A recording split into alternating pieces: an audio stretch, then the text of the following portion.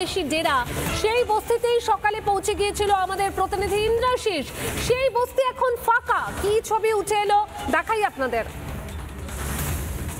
আমরা দেখাবো সেই ছবি। কিন্তু এই যে ইন্দ্রাশিস যেখানে পৌঁছে গেছিল সেই বস্তি ফাঁকা, কিন্তু সেখানে বাংলাদেশিরা ডেরা একদম ঘাঁটি গেড়ে বসেছিল, কারণ সেখানে কোনো নজরদারি নেই। কিন্তু এসআইআর শুরু হতেই কি ছবি দেখা গেল, এসআইআর শুরু হতেই দেখা গেল সেই বস্তি ফাঁকা। দেখুন কি ছবি উঠে এলো, আমাদের প্রতিনিধি ইন্দ্রাশিস কি ছবি তুলে ধরলো।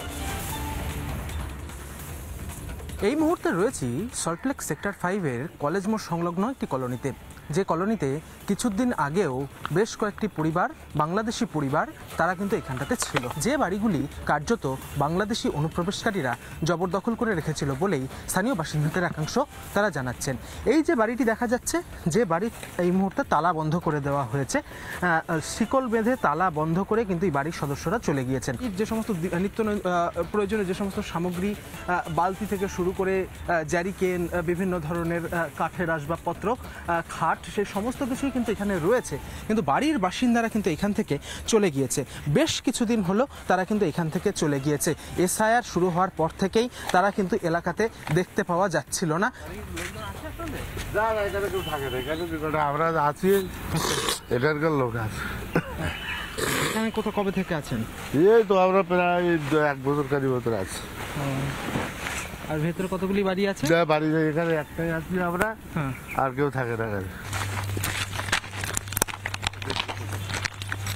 ছিল ওনারা চলে গেছে, আর এখানে কিছু লোক আছে, হিন্দুগড়ে একটা আছে, আমরা একটা আছি, আর এখানে একটা ছিল, ওনারা চলে গেছে। আর তাছাড়া যা ছিল সব বাংলাদেশি, ওনারা সব চলে গেছে। সবাই চলে গেছে কেন? কেন?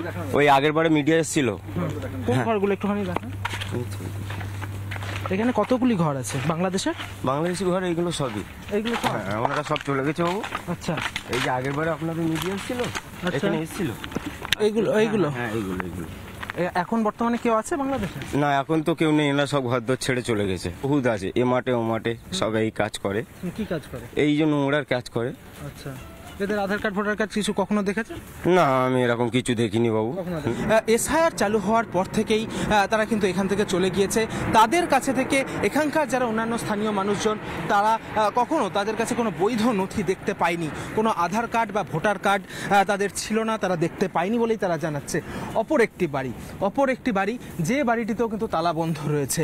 আমরা দেখতে পাচ্ছি বাড়িতে কিন্তু তালা বন্ধ করে দেওয়া হয়েছে, এবং এই বাড়িটিতে যেটা দেখা যাচ্ছে একটু যেন অন্যরকম ছবি। ভেতরে হুইল চেয়ার রয়েছে, এবং যে বাড়ির যে ভেতরের ছবি সেটা কিন্তু একটু হলেও উন্নত, এমনটাই কিন্তু দেখা যাচ্ছে। ভেতরে দেখা যাচ্ছে খাট পড়ে রয়েছে, বিছানা চাদর সমস্ত কিছুই পড়ে রয়েছে, জামা কাপড় পড়ে রয়েছে, এবং একটি আমরা দেখতে পাচ্ছি লাল রঙের একটি হুইল চেয়ার। আমি ভিডিও জার্নালিস্ট দীপঙ্কর কাঞ্জিলালকে বলবো একটু যদি ছবিটা দেখানো সম্ভব হয়।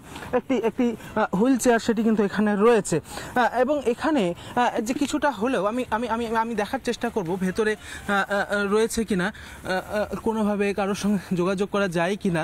ভেতরে আমরা দেখতে পাচ্ছি বিভিন্ন ধরনের প্রসাধনী সামগ্রী, সে সমস্ত কিছুও কিন্তু এখানে ছিল। কিন্তু বাড়ির ভেতরে কাউকে কিন্তু দেখতে পাওয়া যাচ্ছে না। আলো জ্বলছে, ঘরের ভেতরে আলো জ্বলছে, কিন্তু বাড়ির বাইরে থেকে তালা লক করে দেওয়া হয়েছে, তালা বন্ধ করে দেওয়া হয়েছে। কিন্তু কেন আলো জ্বলছে এই প্রশ্নও কিন্তু এখন ক্রমশ জোরালো হচ্ছে, কারণ বাড়িতে যদি কেউ না থাকে দীর্ঘদিন থেকে, তাহলে কি আলো কেন জ্বলবে এই প্রশ্ন কিন্তু উঠছে। এখানে কিন্তু রান্নার কড়াই সেটিও কিন্তু এইখানটাতে রাখা হয়েছে। বাড়ির যে রান্নার কড়াই, সেই রান্নার কড়াই কিন্তু এখানটাতে রয়েছে। তাতে এখানে যে রান্না করা হতো সেটি কিন্তু একেবারে স্পষ্ট। জলের জগ থেকে শুরু করে উনুন, সেই উনুনে হাঁড়ি চাপানো রয়েছে, কড়াই চাপানো রয়েছে, এবং আমরা দেখতে পাচ্ছি একটি বাটি, সে বাটিতে জল রয়েছে। অর্থাৎ কিছুদিন আগেও যে এখানে স্থানীয় মানুষজন ছিল, এখানে যে বাসিন্দারা ছিল, তার কিন্তু প্রমাণ রয়েছে, কারণ এগুলো একেবারে জলজান্ত প্রমাণ এই বাড়িটির। কিন্তু এখন পর্যন্ত কিন্তু এই বাড়িটিতে কাউকেই দেখতে পাওয়া যাচ্ছে না। তারা কোথায় গেল? তারা কি এখান থেকে কোথাও গা ঢাকা দিল? সেই প্রশ্ন কিন্তু এখন উঠতে শুরু করেছে। স্বাভাবিকভাবেই সল্টলেকের মতন জায়গা, যেখানে একেবারে আইটি সেন্টার থেকে শুরু করে প্রচুর প্রচুর মানুষের প্রতিদিন এখানে যাতায়াত হয়, সেরকম একটি জায়গাতে দিনের পর দিন এখানে স্থানীয় মানুষজন, বাংলাদেশি অনুপ্রবেশকারীরা এখানে থেকে গেল, কোনো রকম বৈধ নথি ছাড়াই তারা এখানে থেকে গেল, পুলিশের কাছে কোনো রকম ইনপুট থাকলো না, সেটি নিয়ে কিন্তু বিস্তর প্রশ্ন উঠতে শুরু করেছে।